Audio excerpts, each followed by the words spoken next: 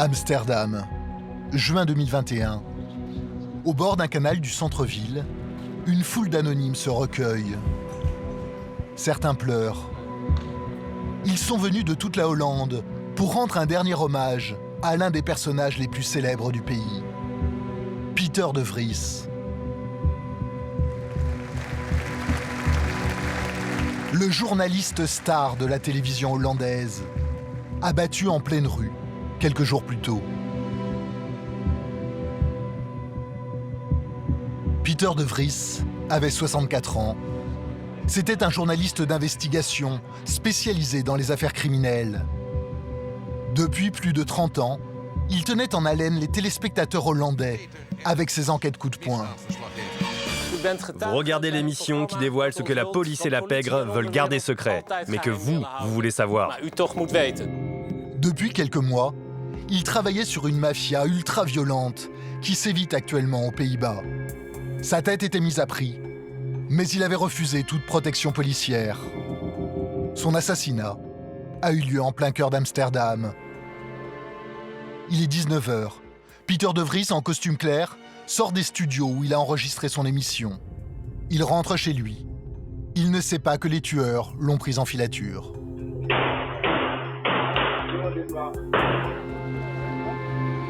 Pieter est abattu de 5 balles, tirées à bout portant. C'était une personne si importante pour les Pays-Bas et tellement appréciée. Il est devenu la victime de ce contre quoi il se battait si énergiquement. Donc je me sentais obligé de venir. C'est choquant, horrible, qu'une chose comme celle-ci puisse arriver. Vous sortez du travail et on vous abat. Selon vous, qu'est-ce que cela représente pour la société néerlandaise? Un effondrement. Je suis allé sur le lieu du crime, 1 ou 2 fois. J'ai parlé à des gens et c'est incroyable. La tristesse, l'émotion, le silence. Atroce. Que voulez-vous dire par effondrement? Que notre société, d'une certaine manière, devient de moins en moins sûre. Qu'est-ce qui arrive à ce pays? C'était un pays paisible. Ce meurtre n'est pas un cas unique. C'est le dernier en date d'une série d'assassinats commandités par des narcotrafiquants. Un phénomène qui menace aujourd'hui toute l'Europe. Cela semble difficile à croire, mais la Hollande, avec ses champs de tulipes et ses moulins à vent, est aujourd'hui le nouveau terrain de jeu des cartels de la drogue. En moins de 10 ans, les Pays-Bas et la Belgique sont devenus la principale porte d'entrée de la cocaïne en Europe. Car c'est ici que se situent les 2 plus grands ports du continent, Rotterdam et Anvers. Des milliers de bateaux venus du monde entier y transitent chaque semaine. On estime aujourd'hui qu'entre 50 et 80% de la cocaïne consommée en Europe est cachée dans leurs containers. Pour les douaniers, c'est un véritable casse-tête. Impossible de contrôler tous les chargements. Paul Meyer était l'un des acteurs de ce trafic dans les années 2000. Il a accepté de nous révéler quelques-unes de ses combines. Ça, c'est un bateau qui vient d'Amérique du Sud. Tu sais que ce bateau va accoster ici. Alors, soit tes propres gars attendent ici, soit tu le fais décharger par quelqu'un d'autre. C'est simple. C'est vraiment pas compliqué. Sur les ports, la peur s'est installée. Les dockers sont sans cesse harcelés par les trafiquants qui veulent les recruter. Ils essaient d'avoir votre nom. Et quand vous ne coopérez pas avec eux, ils vous menacent. Et ils s'en prennent à vous ou à votre famille. C'est un business dangereux. Ce trafic a donné naissance à une nouvelle mafia, dirigée par des Hollandais tous d'origine marocaine, la Mokro Mafia. Puissamment armés, ces gangs sont ultra-violents et n'hésitent pas à utiliser la torture. L'un de leurs membres témoigne. Si quelqu'un doit mourir, il mourra. Peu importe qu'il soit avec une femme ou un enfant, il faut qu'il meure. Ces narcotrafiquants se sentent intouchables. Attentats contre les journalistes, assassinat d'un avocat, même le Premier ministre des Pays-Bas n'échappe pas à leurs menaces. Malheur à ceux qui se retrouvent sur leur liste noire. Je suis protégé par une unité spéciale de la police militaire néerlandaise. Une unité très professionnelle, mais je n'ai pas le droit de vous en dire plus. Ce trafic de cocaïne génère chaque année des dizaines de milliards d'euros. Aujourd'hui, les autorités s'inquiètent. La Belgique et les Pays-Bas sont-ils en train de devenir les premiers narco-États au cœur de l'Europe?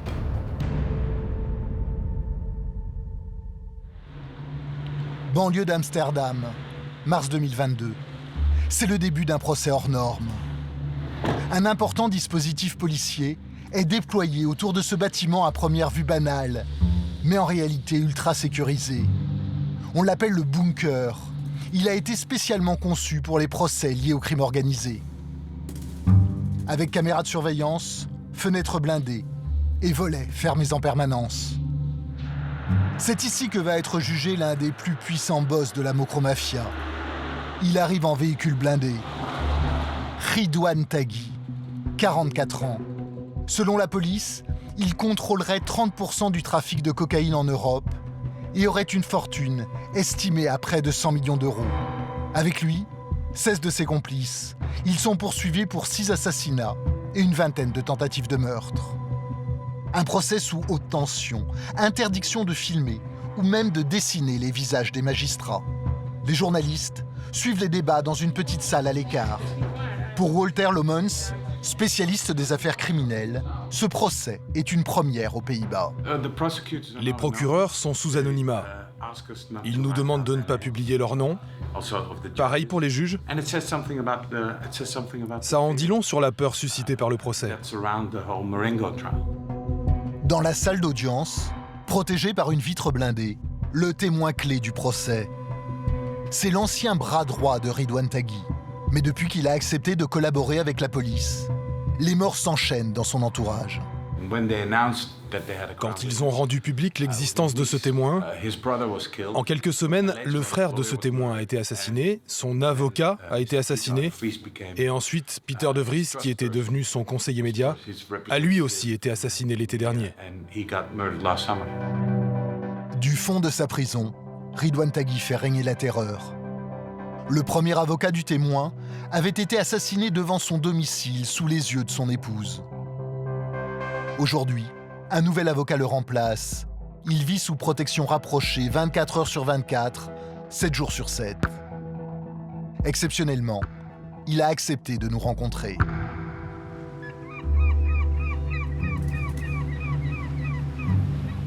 C'est sur l'une de ces longues plages qui bordent la mer du Nord, à 2 heures de route d'Amsterdam, que Peter Schouten nous a donné rendez-vous. Il a 65 ans et sa vie a basculé avec ce procès. Je vis sous protection depuis plus d'1 an maintenant. Ça fait quoi de vivre comme ça? Eh bien, j'ai un peu l'impression d'être trimballé comme un paquet. Mais je suis fier de pouvoir faire mon métier, car je ne laisserai personne m'intimider. C'est important qu'un suspect ait un avocat. Il faut que quelqu'un le fasse. Pour moi, c'est nécessaire que dans une démocratie, on applique la loi. Les militaires en civil ne s'éloignent jamais. L'avocat était un ami proche du journaliste Peter de Vries. Tous deux avaient appris par les services secrets qu'ils étaient sur la liste noire de Ridwan Taghi.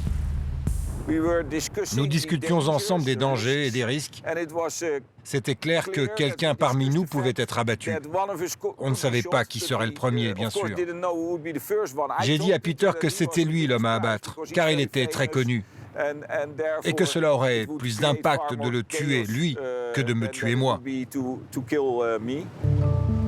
C'est en travaillant sur ce procès que les deux amis ont découvert à quel point l'organisation de Ridwan Taghi était puissante et représentait une menace pour la Hollande.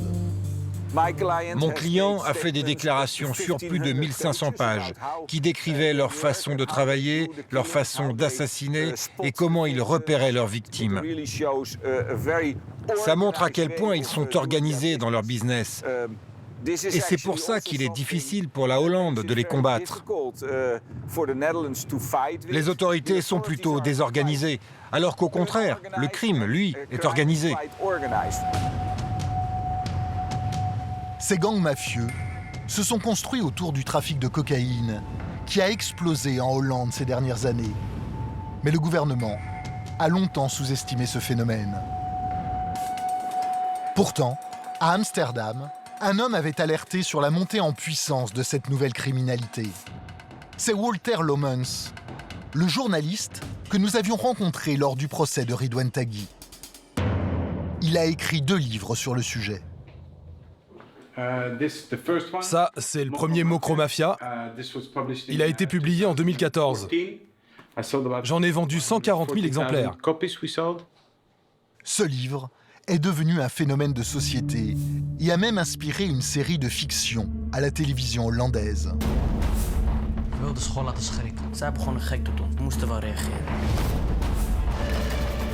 Les Hollandais y découvrent la guerre sans merci que se livrent les gangs pour prendre le contrôle du trafic de cocaïne. Mokromafia, c'est un terme d'argot choisi par Walter pour désigner la mafia marocaine. Comme nous le savons tous, beaucoup de hashish est trafiqué entre le Maroc et l'Europe. Et quel est l'épicentre de la consommation de drogue douce en Europe? C'est Amsterdam, avec les coffee shops. Donc les routes commerciales étaient déjà en place. Et lorsque les cartels de la cocaïne en Colombie ont commencé à cibler le marché européen, ils ont commencé à envoyer la cocaïne en Afrique de l'Ouest, jusqu'en Europe, en passant par les anciennes routes du hashish. C'est comme ça que tout a commencé. Alors les gars qui contrôlaient ces routes commerciales sont devenus très riches. Et c'est la raison qui explique que la plupart de ces mecs sont d'origine marocaine. C'est le port de Rotterdam qui a fait la fortune de cette Mokromafia. C'est le plus grand port d'Europe. 30 000 navires y transitent chaque année. En 2021, les douanes ont réussi à saisir 70 tonnes de cocaïne, mais ce n'est qu'une infime partie de la drogue qui rentre dans le pays. J'ai vu des mecs qui, en à peine 3 ans, sont passés de petits délinquants de banlieue avec blouson North Face et scooter à multimillionnaires avec des millions investis dans l'immobilier à Dubaï. En à peine 3 ans. Ce sont des choses qui arrivent aujourd'hui. Donc ce n'est plus la ruée vers l'or jaune, c'est la ruée vers l'or blanc. C'est pourquoi Ridwan Taghi fait figure de modèle pour cette nouvelle génération de criminels hollandais. Il a commencé par dealer de la marijuana. Puis à un moment donné, il a remplacé le hashish par des ballots de cocaïne. Et il est devenu richissime. À 50 km d'Amsterdam, la prison de haute sécurité de Lazordreff, où sont enfermés les criminels les plus dangereux du pays. Vito Choucroula y vient régulièrement rendre visite à ses clients. À 32 ans, il est l'un des avocats favoris de la Mokromafia. Il connaît bien le profil des jeunes qui se font recruter par les trafiquants. Quand tu parles avec eux, tu t'aperçois qu'ils n'ont pas grand-chose dans la vie. Souvent, ils ont une enfance malheureuse, avec beaucoup de violence, mais aussi tout le reste. Pas d'études, pas d'éducation, pas d'intelligence. Ils sont très vulnérables, et ça fait d'eux une cible facile pour les criminels. Il est surpris par la vitesse à laquelle ces jeunes recrues passent de la petite délinquance à une violence extrême. À une époque, il y avait des tueurs à gages professionnels. Mais aujourd'hui, on voit des jeunes de 18, 19 ans qui peuvent commencer par voler des vélos et seulement 2 ou 3 mois plus tard, ils se retrouvent avec des kalachnikovs entre les mains pour tuer quelqu'un. Vito a installé son cabinet dans la banlieue d'Amsterdam, dans un quartier habité principalement par la communauté marocaine. Tu as encore besoin de filmer ? Ici, tu ferais mieux d'arrêter. De quoi? De filmer ici. Pourquoi ne pas filmer ici? Ils vont t'agresser, ils vont te frapper. Pourquoi? Parce que c'est des criminels. Ils ne veulent pas que tu filmes leur territoire. Parmi ceux qui vivent ici, il y en a un dont le frère a pris perpète car il a tué un policier. Ils s'en foutent. Quand la police vient ici, c'est avec 4 ou 5 véhicules car ils savent que ça peut vite dégénérer. C'est pas un endroit sûr. Aujourd'hui, la Mokro Mafia représente la moitié de sa clientèle. C'est en faisant acquitter un de leurs chefs qu'il a bâti sa réputation. Ironie du sort, ses parents étaient fans du film Le Parrain, et c'est en souvenir de Vito Corleone qu'ils l'ont prénommé Vito. L'avocat a constaté que les affaires qu'il a à traiter sont de plus en plus violentes, avec souvent des armes de guerre. Comme lors de ce raid, mené dans une maison de la banlieue d'Amsterdam, où les policiers vont découvrir un véritable arsenal.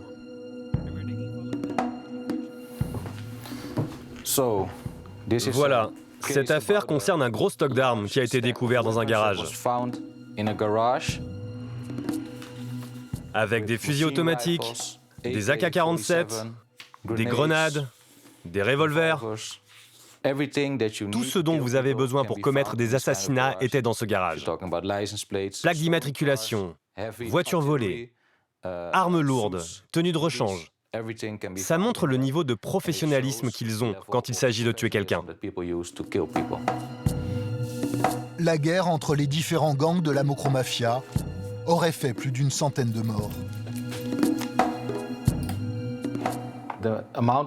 Le niveau de violence et la manière dont elle est utilisée est de plus en plus extrême. Chacun veut montrer qui est le plus fort. C'est moi le boss. Je peux aller encore plus loin que toi dans la violence.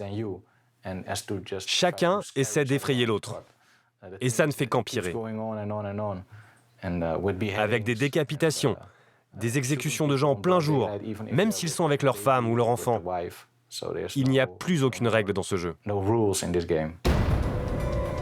Voici quelques exemples de SMS envoyés par Ridwan Taghi à ses hommes sur le terrain. J'ai besoin d'un bain de sang et rien d'autre. Le Hugo ne vit plus. Ce chien a reçu 5 ou 6 balles dans la tête. Vaut mieux abattre ce boucher. Tout le monde peut savoir que c'est de ma part. Il a parlé avec la police. Mais c'est au cours d'un raid que la police néerlandaise va découvrir que la Mokro Mafia a franchi un nouveau palier dans l'horreur. Juin 2020, elle donne l'assaut contre une ferme.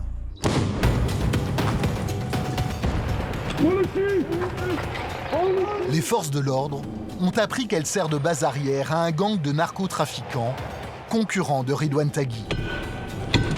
Ils inspectent les pièces une par une. Ils ne découvrent ni drogue ni argent.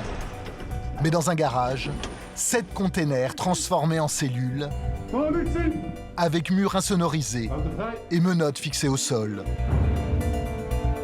Dans l'un d'eux, un stock d'uniformes de police.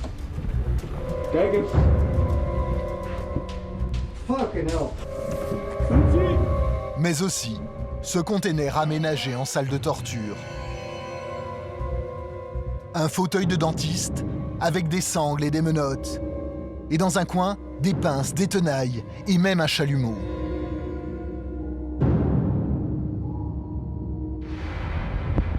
Nous avons réussi à entrer en contact avec un membre de la Mokro Mafia. Tu veux dire près du fast-food? C'est accessible en voiture? C'est Vito, l'avocat, qui nous a servi d'intermédiaire. Une rencontre à l'abri des regards, sous un pont dans la banlieue d'Amsterdam. L'homme a 34 ans, il appartenait à un clan rival de Ridwan Taghi. C'était le bras droit du boss. 20 ans de Mokro Mafia à son actif. Le problème dans le monde criminel, c'est que quand tu es jeune, tu veux gagner de l'argent rapidement. Tu veux de beaux vêtements et de belles voitures. Et donc, tu commences par les petites choses. Tu voles un peu, tu vends un peu de drogue, et sans t'en rendre compte, tu bascules dans un autre monde. Et après, il n'y a plus de retour en arrière possible. Très rapidement, les jeunes recrues deviennent de vrais soldats, capables de tuer sur ordre, afin de prouver leur allégeance. Ça coûte combien de faire tuer quelqu'un? Le moins cher, c'est 4 000 €. Et le plus cher, ça dépend de l'importance de la personne. Le montant peut atteindre des millions. Ici, aux Pays-Bas, il n'y a pas d'honneur et de respect pour les gens. Si quelqu'un doit mourir, il mourra. Peu importe qu'il soit avec une femme ou un enfant, il faut qu'il meure. Qu'est-ce que tu penses de Ridwan Taghi?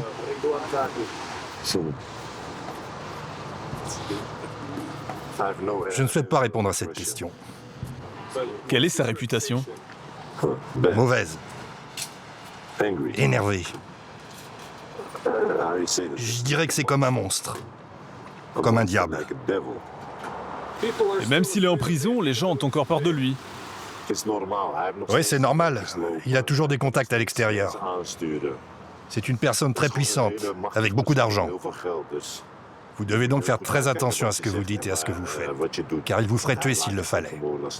Ça ne l'empêcherait pas de dormir. Quelques mois après cette interview, la Mokromafia va franchir un nouveau cap en s'attaquant au plus haut niveau de l'État. Le Premier ministre néerlandais menacé par le milieu de la cocaïne. Aux Pays-Bas, l'ombre menaçante de la Mokromafia. Le Premier ministre, Mark Rutte, venait d'annoncer qu'il allait débloquer un budget exceptionnel de 430 millions d'euros pour aider la police à lutter contre les narcotrafiquants. C'est après cette annonce que les policiers ont découvert que des guetteurs de la Mokromafia avaient commencé à le suivre. L'homme politique, qui avait l'habitude d'être proche de ses concitoyens et de se déplacer à vélo, a été immédiatement placé sous haute protection.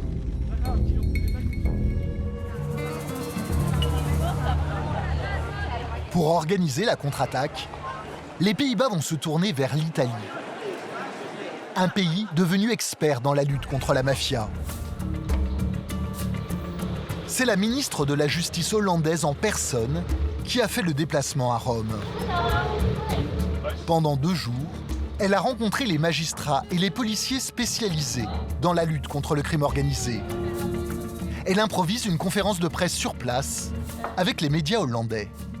On peut se demander si nous, les citoyens néerlandais, nous sommes conscients que le crime organisé s'est installé dans nos rues, alors qu'il est bien là. Aux Pays-Bas, il serait bon que l'on soit moins naïf et que l'on voit que ce qui se passe en Italie se passe également chez nous, dans nos rues. Cette femme a été nommée au poste de ministre de la Justice et de la Sécurité il y a seulement quelques mois. À 45 ans, elle est devenue le nouveau visage de la lutte contre les mafias de la cocaïne. En Europe aujourd'hui, tout le monde semble découvrir la puissance des narcomafias. Pensez-vous que les Pays-Bas sont en première ligne? Oui, je le pense. Car notre économie ouverte et les infrastructures très développées qui font le bonheur des Hollandais a été pervertie par les criminels. Ce qui fait que nous sommes devenus, pour le monde de la drogue, la porte d'entrée vers l'Europe. Donc que cela plaise ou non, nous sommes en première ligne d'une bataille qui concerne aussi nos voisins, la Belgique, la France, l'Espagne, l'Allemagne ou l'Italie. Vous allez les combattre, est-ce que vous avez peur? Personnellement? Non. Sinon, j'aurais choisi un autre métier. Certaines personnes, et même certains ministres, disent que les Pays-Bas pourraient devenir un narco-État. Qu'en pensez-vous? Non. Cela voudrait dire que les politiciens sont payés par les narcotrafiquants. Et ça n'est pas le cas. Ce n'est pas le cas? Absolument pas. Absolument pas. Merci. Mais alors que les Pays-Bas se lancent dans la lutte, la Mokromafia a déjà trouvé une nouvelle cible, la Belgique. L'autoroute entre Anvers et Rotterdam est surnommée l'autoroute de la drogue. C'est un des axes qu'utilisent les trafiquants pour inonder le marché européen en cocaïne. Dans un véhicule banalisé, Thierry est à l'affût. Il fait partie de la douane mobile. Sa mission, intercepter les voitures suspectes. Plus spécialement, regarder les véhicules BMW, Audi, véhicules assez rapides. Soudain, ils se mettent en chasse. Une voiture attire son attention.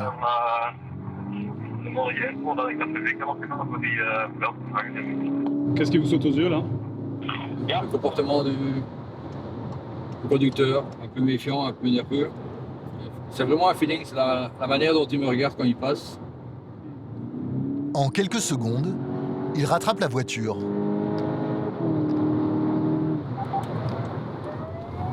Centrale, ici la Skoda, nous suivons une Polo noire. Thierry avait vu juste. Le véhicule est connu déjà pour le transport de stup.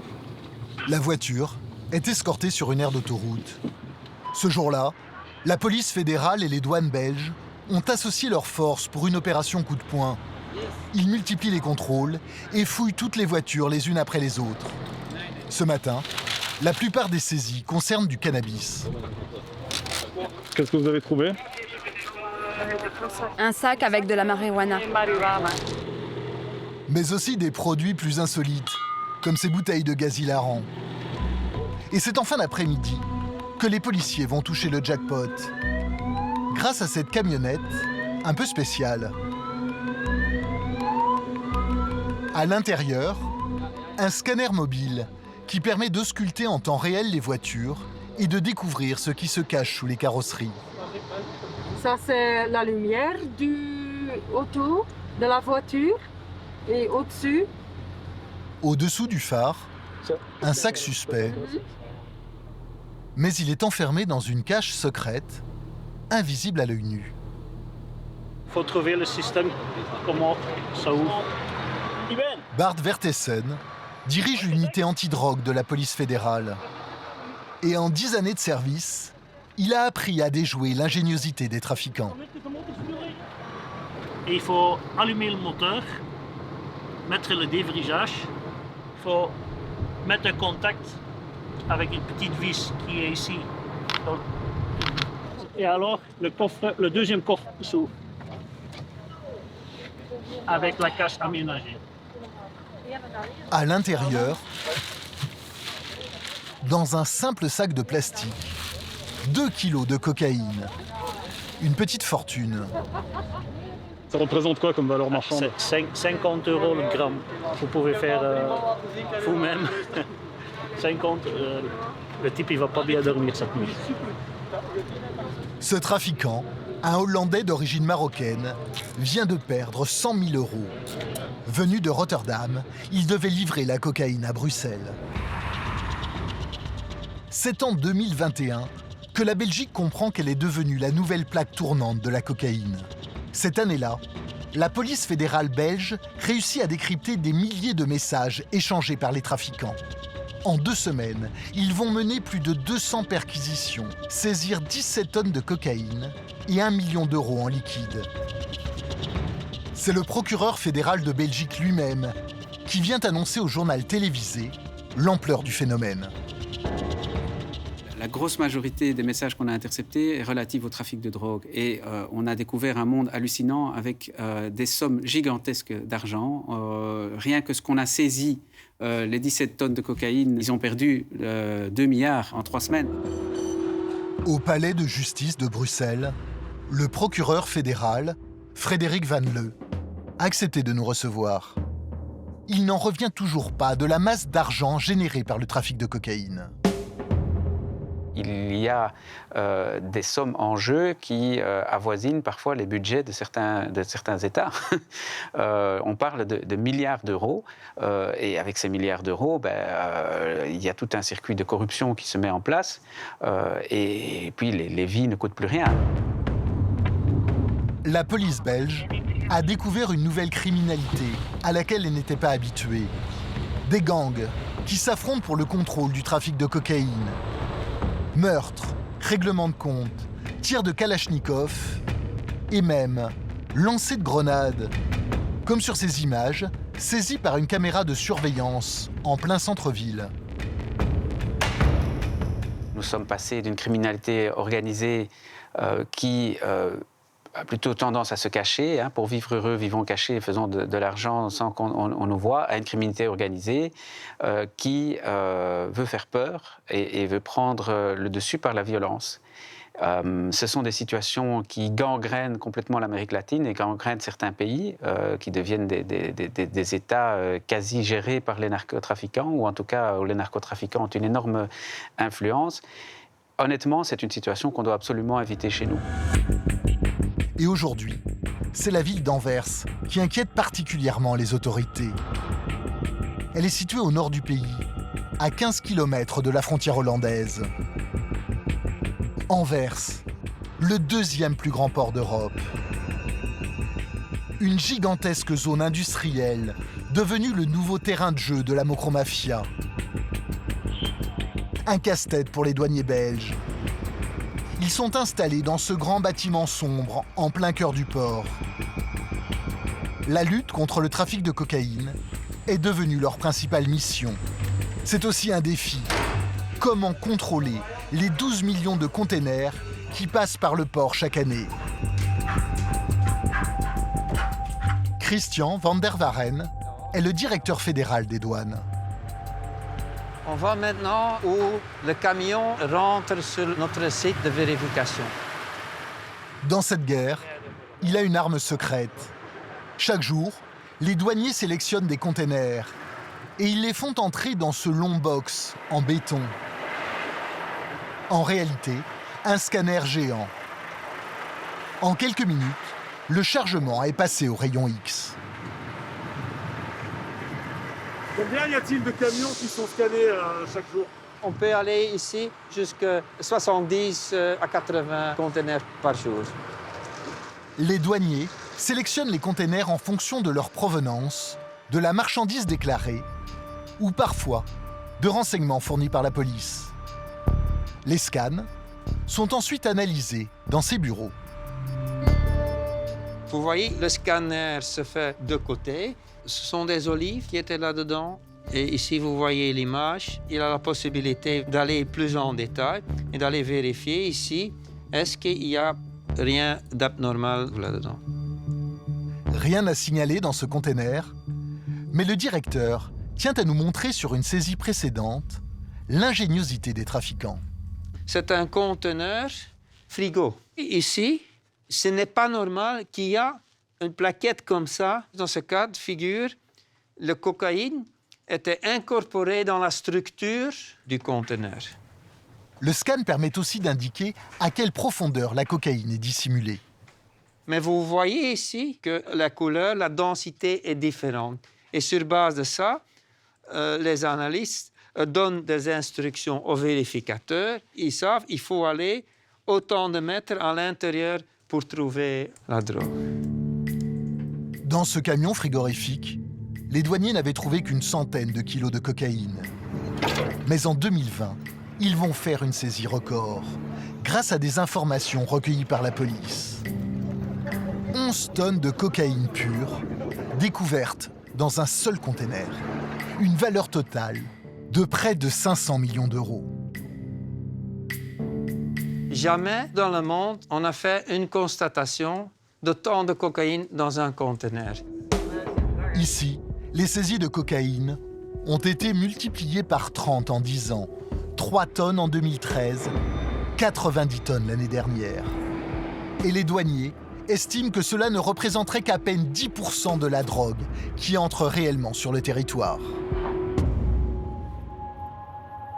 À Anvers, un homme connaît tous les secrets du port. C'est dans un café du centre-ville qu'il nous a donné rendez-vous. Difficile d'imaginer que derrière ce dandy se cache un homme qui fut au cœur du trafic de drogue dans les années 2000. Si on me demande encore aujourd'hui quel est mon métier idéal, je réponds contrebandier. À cause de ce qui allait avec, surtout à cette époque. Les soirées, l'argent, mais aussi l'adrénaline. C'était excitant. Paul Meyer était à la tête d'un réseau de contrebande. Il était payé par les trafiquants pour faire entrer leur cargaison de drogue en toute sécurité dans le port d'Anvers. 20 ans de vie criminelle. Je sais que les gens ne veulent pas entendre ça. Ils s'attendent à ce que je dise que je regrette et que je ne le referai plus. Mais je vais être honnête, c'était génial. C'était vraiment une belle époque. D'accord, la marchandise était mauvaise, je ne remets pas ça en question. Je n'aime pas ça non plus. Mais la contrebande me manque. Tous les trafics que je faisais, ça me manque énormément. Combien d'argent avez-vous gagné? Beaucoup. Beaucoup d'argent. Toutes les 5 semaines, le chiffre d'affaires était compris entre 20 et 25 millions d'euros. Oui, on a gagné plein de fric. Selon la justice, lui et ses associés auraient gagné plus de 700 millions d'euros avant que la police belge ne les rattrape. En 2007, il est arrêté à Bangkok, en Thaïlande, puis extradé en Belgique, où il est condamné à 10 ans de prison. Aujourd'hui, c'est un homme libre. Il dit s'être reconverti dans le BTP, mais il n'a rien oublié des combines pour déjouer les douaniers. Selon lui, le port d'Anvers est une vraie passoire. Ici, tu peux voir, tout ça, c'est le port. Partout où tu vois de l'eau, c'est le port. C'est incroyablement grand, ça va jusqu'à la Hollande. À côté du centre historique d'Anvers, le port. Il est immense. Il s'étend sur 135 km², une surface qui dépasse la taille de Paris.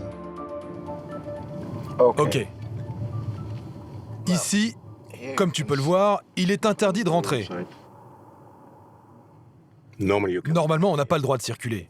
Mais tu peux voir toi-même à quel point c'est facile de venir avec ta voiture jusqu'au bateau.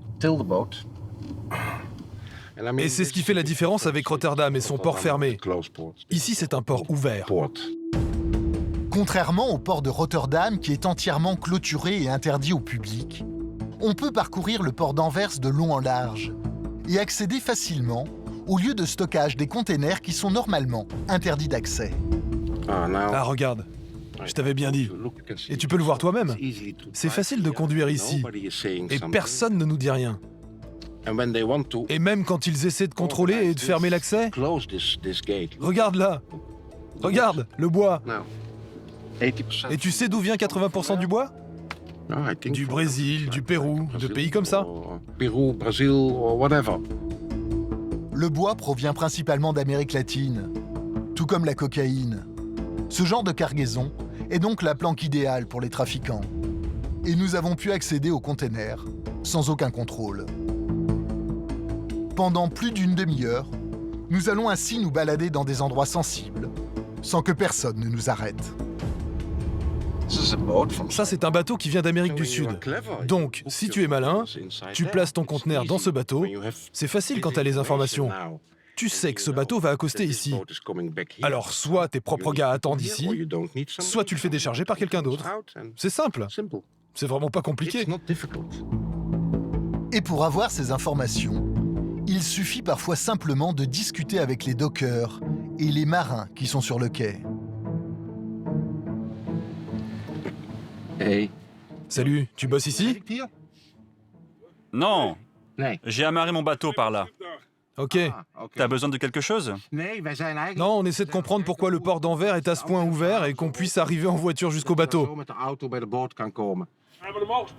Normalement, il faut s'annoncer au gardien. Ouais. Ouais, mais là, j'ai fait tout le tour jusqu'au bateau du Panama et personne ne m'a posé de questions. Personne. C'est à toi le bateau du Panama? Non, je suis amarré juste derrière. Par là-bas? Un grand tanker. Ok. A priori, une petite conversation anodine. Mais pour un contrebandier, c'est une source d'informations précieuses. Merci. Salut. Salut. Désolé, on parlait en néerlandais. Mais tu vois à quel point c'est facile de parler avec les gens. Il m'a tout expliqué. Il m'a même indiqué d'autres endroits dans le port où tu peux rentrer avec la voiture comme on vient de le faire. Donc, les informations, on les obtient facilement ici. Tout ce que j'ai eu à faire, c'est de baisser ma vitre et de poser des questions. Et je l'ai pas payé pour cette information. Sur le port, la corruption serait omniprésente. En 2021, la découverte par la police belge de milliers de conversations cryptées entre les trafiquants a révélé l'ampleur du phénomène. Douane, police, Compagnies maritimes, sociétés de transport, agences de sécurité, la mafia de la cocaïne a infiltré toute l'infrastructure du port. Leur cible principale, les dockers. Nous nous sommes rendus dans les bars du port où ils se retrouvent, en caméra cachée, car ici le sujet est sensible. J'ai beaucoup entendu parler de corruption ici. Comment ça marche? Il y a des gens qui viennent vous proposer de l'argent? Ils essaient d'avoir votre nom. Et quand vous ne coopérez pas avec eux, ils vous menacent. Et ils s'en prennent à vous ou à votre famille. C'est un business dangereux. Mieux vaut rester en dehors. Mieux vaut rester en dehors de ce business. Quand vous êtes dedans, c'est très difficile d'en sortir. Vous en connaissez? Oui.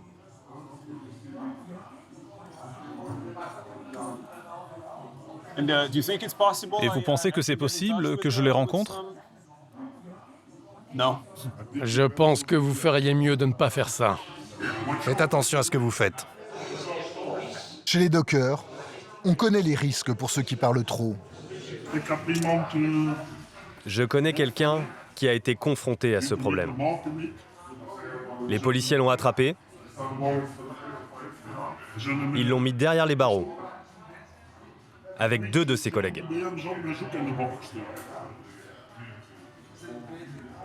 Une semaine plus tard, il était déjà libéré. Et normalement, on est en détention pendant des mois. Tu crois qu'il a parlé? 6 mois plus tard, il était... Ces menaces sont si fréquentes que le principal syndicat de dockers a réalisé un clip de prévention pour alerter leurs adhérents sur les risques qu'ils prennent en travaillant pour la mafia. Salut Ben, tu veux te faire du fric? Tu veux t'acheter une belle bagnole? Qu'est-ce que je dois faire? Rien de spécial, il suffit de déplacer un container. Le clip met en scène un trafiquant qui corrompt un docker. C'est dangereux?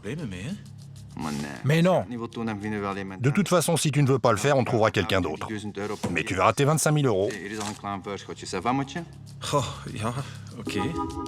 Le clip alerte les dockers. Une fois qu'ils rentrent dans le jeu, il est presque impossible d'en sortir. Je pensais qu'on pouvait compter sur toi. Tu déconnes. T'as une jolie famille, dis donc. On pourrait peut-être leur rendre visite. Car pour les trafiquants, les dockers sont un rouage essentiel. Ce sont eux qui ont la main sur les containers. Niels a travaillé 10 ans sur les docks. Aujourd'hui, il est à la retraite. Mon boulot consistait à charger et à décharger les containers des bateaux. J'étais sur les grues mobiles, les grues à containers, vous savez, les grosses machines qui déplacent les containers d'un point A à un point B. Généralement, sur un bateau comme celui-ci, la drogue est concentrée dans un seul container. Et les trafiquants doivent réussir à l'isoler du reste du chargement pour pouvoir y accéder. Niels a été approché plusieurs fois, mais il a toujours refusé. Un type m'a demandé une fois si je pouvais mettre un container de côté en prétextant qu'il était cassé et qu'il devait être réparé. Donc, j'ai levé le container, mais le dessous était intact. J'ai tout de suite senti que quelque chose n'allait pas. Si tu acceptes de travailler pour eux, tu leur appartiens. Ils t'offrent de l'argent. Combien vous pouvez gagner si vous acceptez? J'ai entendu dire que ça peut aller de 10 000 jusqu'à 20 000 €. Mais une fois que tu as pris tes 20 000, la fois d'après, ils te donnent que 10 000, ensuite c'est 5 000, et tu es quand même obligé de faire ce qu'on te demande. Si tu le fais pas, t'es baisé. Plus surprenant, les trafiquants ont trouvé un autre moyen pour corrompre les dockers. Ils les payent directement en cocaïne. La plupart des jeunes dockers qui travaillent aujourd'hui, ils prennent de la coke, car ils ne supportent pas le travail physique qu'ils doivent faire. Donc ils prennent de la coke pour avoir plus de pêche pour travailler. Et les trafiquants le savent bien, donc ils paient les mecs en coke. Ils leur disent, voilà, si tu fais ça, je te donne 5 grammes. Ils les rendent accros à la coke. Et après, ils leur fournissent des petites quantités qu'ils peuvent eux-mêmes revendre. Vous pensez que c'est encore possible de combattre ce trafic? C'est une guerre que personne ne peut gagner. Personne. À Anvers, certains quartiers sont aujourd'hui complètement gangrénés par le trafic de drogue. La cocaïne arrive en telle quantité qu'elle est bradée dans les rues. Le gramme y est le moins cher d'Europe, 40 €. C'est 2 fois moins qu'à Paris.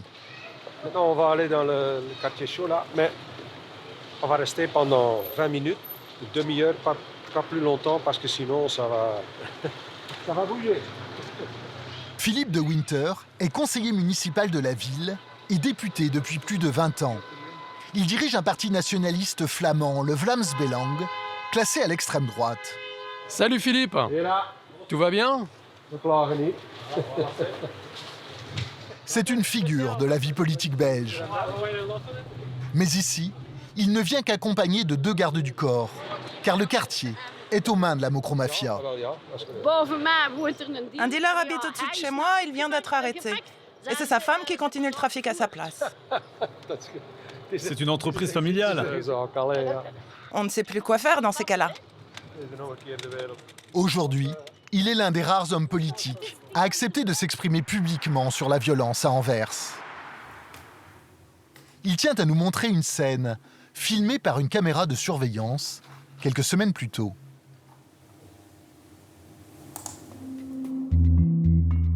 Un homme tire sur la façade d'une maison. 8 coups de feu en pleine rue. Le tireur se cache à peine, prend son temps et, chose surprenante, est filmé par son complice avec son téléphone portable. Voilà, des incidents pareils, il y en a tous les jours, des tirs contre des maisons, des attentats avec des grenades, avec des cocktails Molotov. Il y en a eu 37 cet été, pendant 3 mois. Presque tous les 2-3 jours, il y a un attentat. Ces quartiers sont devenus des quartiers du mafia. Vraiment, c'est le mafia qui règne. Ce soir, Philippe de Winter doit assister au conseil municipal de la ville. Le trafic de drogue est à l'ordre du jour. Un sujet sensible, sur lequel le maire refuse absolument de s'exprimer publiquement. J'ai plusieurs fois essayé d'interroger le maire. Oui, il ne veut pas. Pourquoi les autres pouvoirs publics, les autres acteurs politiques ils ne veulent pas des interviews avec des journalistes ou montrer la vérité dans ces quartiers parce qu'ils pensent que c'est de mauvaise publicité pour la ville d'Anvers. C'est l'omerta qui règne à Anvers, envers tout ce qui se passe avec le mafia de la drogue. Est-ce que certains politiques ont peur d'affronter le sujet? Évidemment, ils ont peur parce que c'est, soi-disant, parce que c'est du mauvais publicité pour notre ville, mais ils ont peut-être aussi peur parce que il y a des menaces, l'intimidation. Le maire a été intimidé, et peut-être aussi des autres, on ne sait pas. Et moi aussi, j'ai reçu des menaces, mais il faut les combattre maintenant que c'est encore possible. Le conseil municipal a lieu dans le centre historique d'Anvers, dans le majestueux hôtel de ville du XVIe siècle. Un décor solennel et protocolaire qui ne va pas empêcher Philippe de Winter de taper du poing sur la table. Il vient d'apprendre que certains conseillers de la majorité ont émis l'idée que, puisque la guerre contre la drogue semble perdue d'avance, il faut tout simplement dépénaliser l'usage de la cocaïne. Et ça le met hors de lui. Il faut criminaliser la consommation de drogue. Pour tous ceux qui consomment de la drogue et sniffent de la cocaïne ou je ne sais quoi à titre récréatif, il faut oser mettre le holà. Pourquoi ne pas lancer un appel à toutes les personnalités d'Anvers pour que tous disent, et vous le premier, ça doit cesser. Vous avez du sang sur les mains si vous consommez de la cocaïne. N'achetez plus cette cocaïne. Vous aidez et soutenez la mafia de la drogue. Vous êtes directement responsable des violences si vous consommez de la cocaïne. Le maire ne veut pas entrer dans la polémique de la dépénalisation. Selon lui, la ville ne peut tout simplement pas gagner seule cette guerre contre la drogue. Nous avons fait des efforts spécifiques. Nous avons créé des unités spéciales de lutte contre la drogue au sein de la police. Et elles ont obtenu des succès. Et on le voit dans les chiffres de la criminalité. Mais le crime organisé est international et souvent géré à partir des Pays-Bas. Et on ne peut pas le combattre avec notre seule police municipale. En effet, à Anvers, le trafic de cocaïne représenterait 50 milliards d'euros, soit l'équivalent de 5 fois le budget de la ville. Les narcotrafiquants sont aujourd'hui richissimes et comme en Hollande, ils n'hésitent pas à s'attaquer directement à l'État. Le 24 septembre dernier, à Bruxelles, les policiers ont déjoué une tentative d'enlèvement du ministre de la Justice. Ce membre du gouvernement, qui avait lancé des mandats d'arrêt contre des chefs de la mocro-mafia installés à Dubaï, vit aujourd'hui sous haute protection, dans un lieu tenu secret. Que la chose soit claire, si nous cédons aux criminels en tant que société, nous allons nous retrouver dans les conditions sud-américaines, c'est-à-dire dans un État narco où la mafia de la drogue est au-dessus des lois et dicte tout. Heureusement, ce n'est pas le cas chez nous et je suis sûr que ça ne s'arrivera jamais. La Belgique et les Pays-Bas ne sont peut-être pas encore sur le point de devenir des narco-États. Mais une chose est sûre, la mafia de la cocaïne s'est installée en Europe et elle est plus puissante que jamais.